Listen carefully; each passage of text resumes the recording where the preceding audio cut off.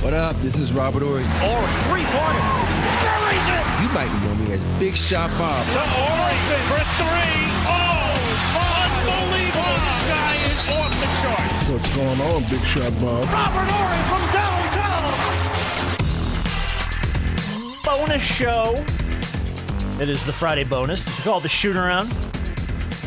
That is B-Dog Brandon Harper. My name is Rob Jenners. That's seven-time NBA champion and WNBA advocate, Robert Ory. If you ever have anything for the Shoot Around, questions, whatever you want to ask Rob, stuff for us, nonsense, fun stuff, whatever, at Big Shot Bob Pod, pretty much all over the place. This first little bit came up, actually kind of well-timed off of last week's show. Tracy McGrady's name came up on last week's show.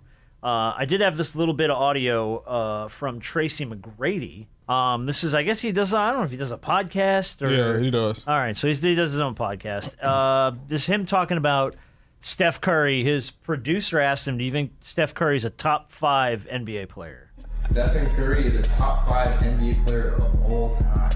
No, he tripping on that. He hasn't cracked my top 10 yet. He just hasn't. I think Steph has had a phenomenal career. I mean, obviously 4 championships, 2 league MVPs. He has a final MVP. But if you go back in his career, and if you look at when Draymond is out of the lineup for the season, if you look at Klay Thompson has missed the season or half of that season, to me, if you're that great, if you're going to be a top 5 and one of your guys are missing, you can't make the playoffs, I can't put you in top 5 or top 10. I just can't. So Steph's not a top 5, let alone a top 10 NBA player of all time. Well, he's not a top. I don't have him in my top 5 either. Okay. Me either. But I think where Tracy went off rails with that statement, because he was right until he said when your guys are injured, you don't make the playoff. Do you see the trash he had over there? I'm like, I don't give a damn. MJ could have made the fucking finals with that trash, and I take that back. I shouldn't call them trash, but they don't have everybody else around the league was better than those guys, the guys he had on that team. So top 10. I don't know. I have to really sit down and write down I know he's not in my top 6, so he's a hell of a player. But my top 10, if you put my list of top 10, every one of my top 10 players are going to be players who have been defensive all-team, all-NBA at the same year. It's not going to be a guy that doesn't make the all-defensive team, because I'm a true believer of you got to play fucking both ends of the court. Okay. Yeah, I would have to really sit down and map out when we start talking about like 6 through 10. Yeah. But look, Steph is. I think there are certain people who have certain titles that are in people's top 10, and there are certain guys that hold certain titles that may not be. Like, we know Steph to be the greatest shooter of all time. Now, where we have him ranked depends on who you're talking to. And we understand that he changed the dynamic of the league. But, I think it's tough. It's tough. Look, we know, McGrady says he's not in his top 10. Okay, cool. But I'm not going to knock him for that, because if I sat down and I really mapped out 6 through 10, I would have to really start thinking, okay, who's in over him? Who would I put over? Who would I put Steph over? Who's over Steph? And stuff like that. I don't know, but he's not in my top 5. To me, I try not to qualify any of that stuff until someone's career is over. Right. The dude's still playing. Now I don't know what Steph's got left in the tank now. I mean, he's been doing this for a minute, but when his career is over, okay, then let's look at his whole body of work, But I think the only thing that would lean me to being in my top 10 would be, to your point, the league changed because of Steph Curry, because of the way he played and the style of basketball he played. The style of play around the league changed almost entirely, right. And he's a humongous part of that. So when you can affect the game like that, okay. At least there's merit to be in the conversation of a top 10. Question from Kevin. Rob, what is the locker room like after a huge series win like the conference finals? We talked about this last week, I love that Michael Finley casually stole Luka's beer while they were hanging out, talking to Luka's dad. And the beer slight was very slick. So talk to us, Rob. What is the scene like in the locker room after like a conference finals win? Well, you got to understand, I played in a different era. We just went home because, now they give trophies for winning conference era. I remember when we first won one in L.A., we're like, what the fuck is this shit? Because I think back in 2000, maybe 2 or 3, when they first started giving that little trophy for winning the West or the East. But like you guys didn't hang out and celebrate at least afterward? No. There wasn't champagne or any of that stuff? Or going to the finals? No, because it's beers? like job's not done. It's like you still got one more series to win, and then you celebrate. I'm surprised. So that's why I understand baseball. Oh no, you win the pennant, you win the division, you celebrate. You win the wild card, you celebrate. Yeah. Celebration is for when the job is done and you've won it all, and you ain't won shit yet. And so for the celebration like that, it was like, no, it's business as usual for us. I've never been on a team you won it. Let's move on. Let's get ready for the finals. So y'all came in like Lakers. You win the 2002 Western Conference Finals. Y'all come in, you unlace your shoes, you pack your bag, you slap each other on the ass, and you leave? We talk about when we go in practice, go home, watch film, get some rest, get off your feet, and then come back in 2 days later and let's get ready for the next opponent. It's no celebration, dude. Hey, I tell you, this new era of people, they want to be celebrated for everything. Think about it. We got a graduation from kindergarten. We got a graduation. I just went to a 5th grade graduation. I'm like, what the fuck is that shit, man? Yeah. I'm like, I don't understand that, man. 5th grade graduation. You're right, though, because when I think about it, the only graduation we had growing up was high school. That was it. Exactly. You graduated from high school, your family showed up. Yeah. Everything else is like, congratulations, you're not stupid enough to be held back. You get to move forward. Good job. You know what I mean? Get it together. Yeah. American Gladiators is back. Is it? It was announced this week that Amazon is going to reboot American Gladiators, the OG American Gladiators, like Nitro and Papyrus, and I don't know what the hell their names. They all had stupid-ass names, all the gladiators.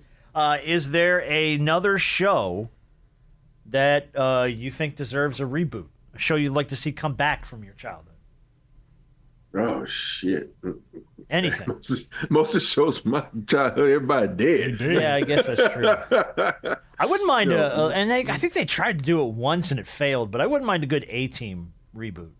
I think they did the movie, but the movie was like, I don't know. I like the movie. Really? Yeah. I mean, I guess because I grew up with the Rampage? series. Mm-hmm. Rampage? Yeah, they did that. That's right. They made a Rampage movie with The Rock. Yeah. Whatever happened to... No. Rampage played Mr. T. Yeah. No, but they did do a Rampage movie, the old video game, which was really out there. Yeah. It's so weird. I just think there's a lot of shows that I watch, like Boston Legal. You should do a new Boston Legal because I love the, James Spader? Yeah. Wow. Yeah, James. I did not peg you for a Boston Legal guy. Yes, I love Boston Legal. Wow, I didn't peg that. Okay. Certain shows like a lot that, of the stuff when we were kids, they've brought G.I. Joe back, sort of. They've brought Transformers back. There's an Transformers movie. Yeah, X-Men's back. X-Men '97. We got the animated X-Men show. Mm-hmm. I wouldn't mind Thundercats. Whatever happened to Thundercats, man? I know. Thundercats were cool. Yeah, it's nothing that I can really think about. But I know there's a couple of shows that have been canceled. One in particular that I'm upset that's got canceled. What's that? So Help Me Todd.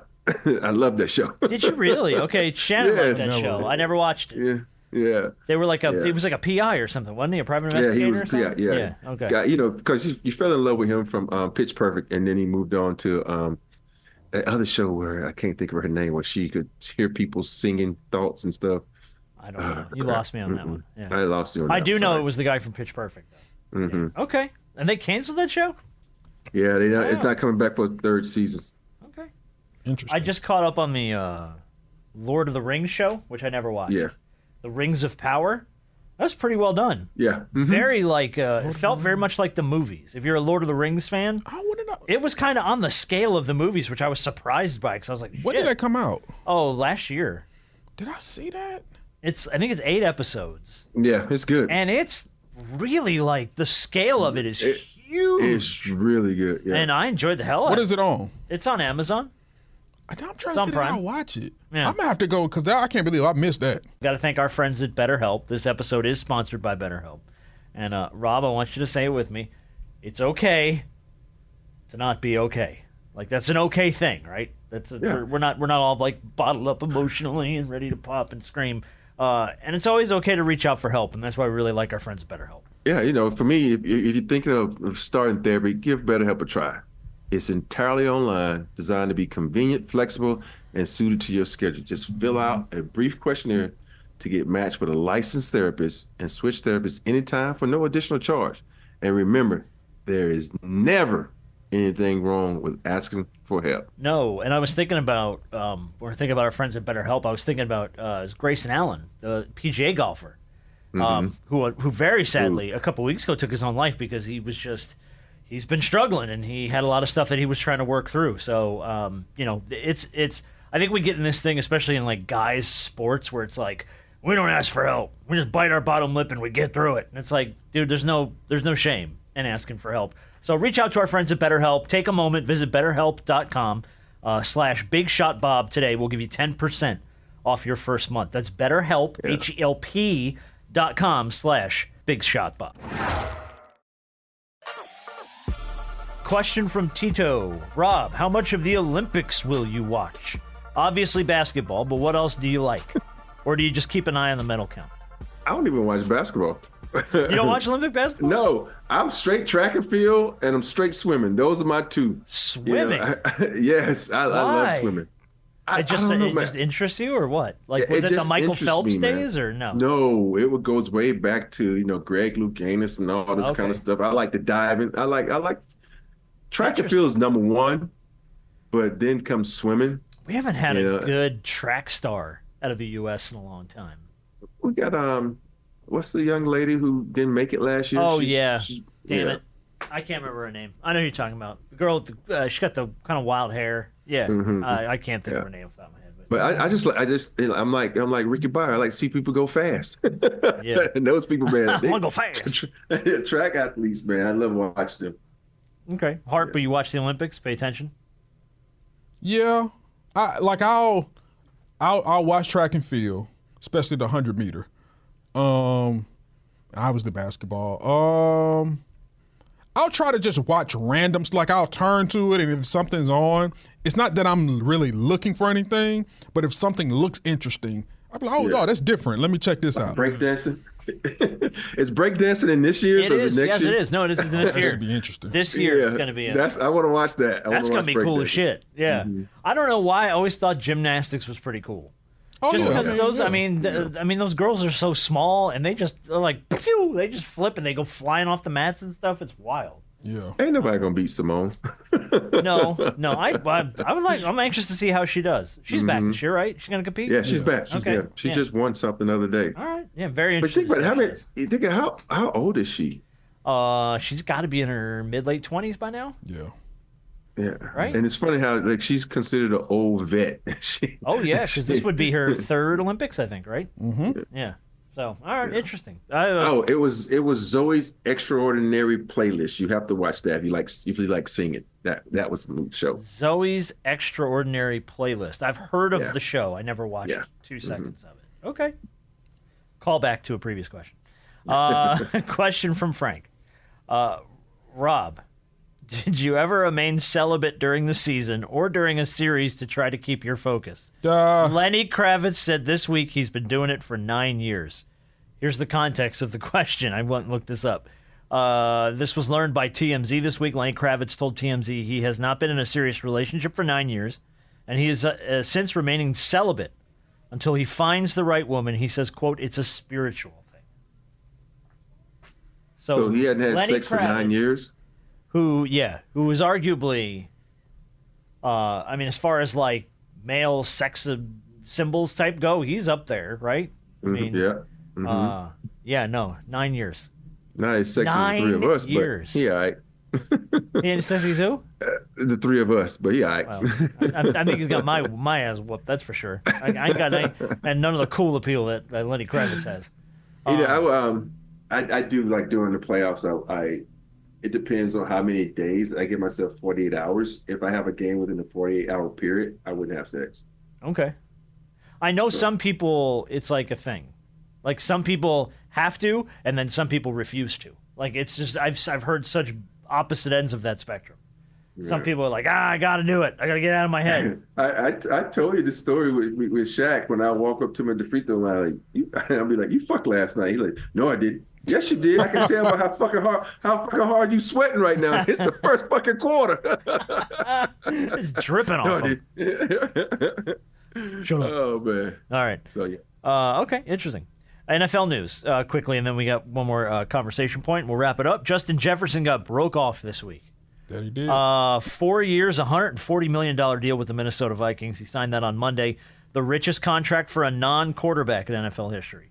Now, the funny thing about that is 4 years and $140 million is Jordan Poole's contract with the fucking Wizards. So, NBA money, NFL money. Scale is crazy. It's still leaning heavy NBA. You're making what Jordan Poole makes. Congratulations. He's due $88.7 million at signing, $110 million guaranteed. But he's got to do it now without a quarterback. His quarterback is Sam Darnold at the moment. Well, because it was Kirk Cousins the last few years. Well, he's in Atlanta. It's now, the starting quarterback is Drake May, who they just drafted. Right, but will he be starting is the question. He will eventually. Yeah. Because them quarterbacks they got right there, you don't draft a quarterback 10 overall and him not see the field. Hold on, never mind. I was going to say, that's not true. Wait a minute, Michael Penix Jr. Hold on. Hold. But the Falcons are a different case because they're the Falcons. Well, that and because the Vikings didn't go spend $100 million on another quarterback. No, they didn't. Yeah, they signed Sam Darnold to a 1-year deal. Yeah. Yeah, it's always weird how you think about. Let's go back to the Packers when they had Brett Favre at the helm and they drafted Aaron Rodgers. Let's go to the San Francisco front. They had Montana and they drafted Steve Young. Why nobody complain back then? It's nothing wrong with having a quarterback that's fucking good. They're not the same situations. Yeah, they're totally different. Because how's it totally different? Because on Brett one Favre end, won a championship. Montana won a championship. On one end, Aaron Rodgers was a first-round pick, but he dropped to like 22. Where you're drafted makes a difference. Okay. No, it doesn't. Yes, it does. A player is a player. I'll even pull that back. The Niners and the Packers were championship teams with championship quarterbacks who knew their championship quarterbacks were starting to get old. Right. And drafted a quarterback to come in and learn from this man who's won 2, 3 Super Bowls already with the team currently constructed. Atlanta went off and signed Kirk Cousins to a 4-year, $100 million deal, and then immediately drafted the guy underneath him that's going to take his place. Dude hadn't even put on a uniform yet, and they got his replacement on the field. Well, you just proved my point there. You just call those guys Kirk old. Cousins ain't won a championship, though. And the Falcons are not a championship team. They got a million holes. It doesn't matter about the championship. It's about the quality of the player, and the player that's coming in, and the quality of the players at that position right now.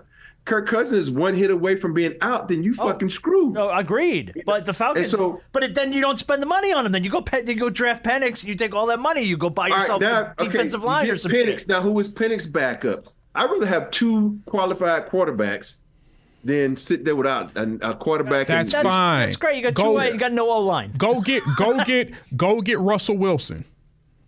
He can't go nowhere. Huh? He's stuck in Denver.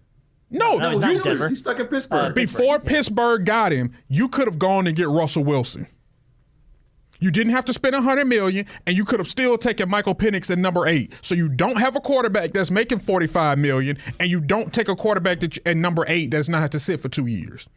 Y'all only feel this way because it's your team.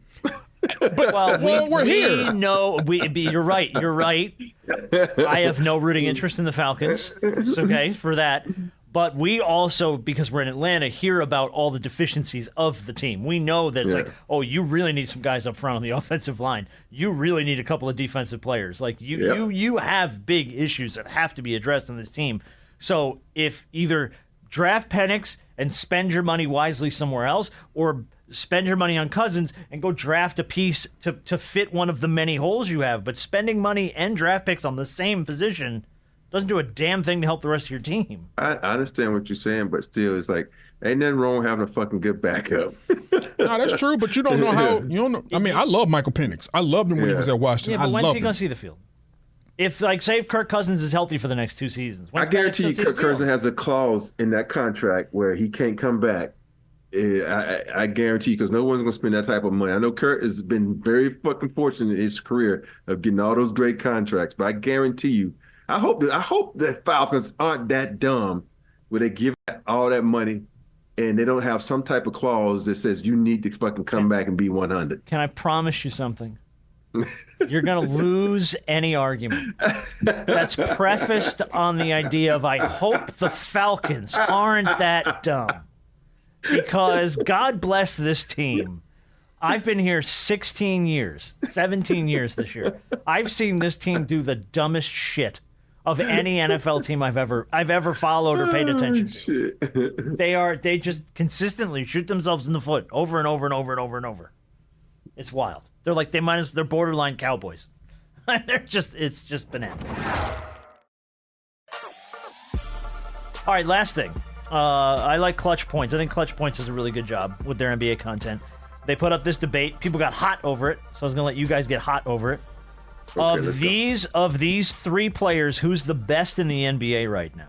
Giannis, Luka, or Joker? Who's the best of those three right now? When healthy, who's the best? Luka, Giannis, or Joker? When healthy, it's hard for me to go against Giannis. But I'm taking Luka. Point blank. Luka. Is this recency bias? He's been pretty damn good the last several years. It's not like this isn't like a new thing. I think I look at the way he's coming to this season. Mm-hmm. He's been coming into a couple of seasons pudgy, a little fluffy, and I think he's starting to take it serious. Mm-hmm. And so I'm taking Luka, and I just think for overall, even though Jokic is my second choice, and Giannis is my last, but I just think the fact that how those two guys make everyone around them better, as far as assists, rebounding, don't give a shit about who shoots the ball, and I those are my first two. Okay, I hear you. I think I'm not taking anything away from Giannis and Joker because I think they're absolutely amazing. I think because all three of them are amazing players. That's sort of the debate. If you had to pick one of the three, I'm taking the non-MVP, one who hasn't won the MVP yet. I think because Giannis has kind of been hurt lately, I think people, I don't want to say forget, but when Giannis is healthy. That's a fair thing to say, though. He's been out of the spotlight for a minute. Yeah, and then we've always talked about Giannis as being a guy who, as dominant as he's been, there are still aspects of his game that he can still work on. He can still work on being a better shooter. Mechanics are awful. Ain't gonna help. I understand that, but we always said, we always said, dang, if he got a consistent, not even a 3-point shot, but just a consistent jump shot, how much more dangerous he would be. How about let's just start at the free throw line? Let's say if he can be a better free throw shooter. Maybe, yeah, true. I like, and I lean toward Giannis, but I've really, and this is definitely recency bias for me. Yeah, I've enjoyed watching Luka in this postseason probably more than. Anthony Edwards and Luka are the two guys this postseason that I've just enjoyed the hell out of watching. Yeah. And I like the way I just love the attitude he brings. I love the way he plays. I love the enthusiasm, the smiles. He's fiery when he's pissed. He's got fire in his belly when he's angry. Ant-Man had a lot of that this year, and I think that just watching him sort of attack the postseason this year has been cool and a lot of fun. I think overall, all the tools combined, I would rather probably have Giannis at full health. But I've really enjoyed Luka this year. I love Luka. But sometimes I think Luka, even though there are shots that he actually make, and I literally witnessed him have his career high of 73 in State Farm Arena, so I know how great he is. But I see him a lot of times take bad shots. And I'm like, and I know it's a shot that he can make, but certain shots I'm like. So that's not a bad shot. No, I get it, but I guess sometimes it's within the flow of the offense. Like, dog, you didn't have to take that shot. Right, pulling up with 12 you seconds left on the clock. That just shot. To take it.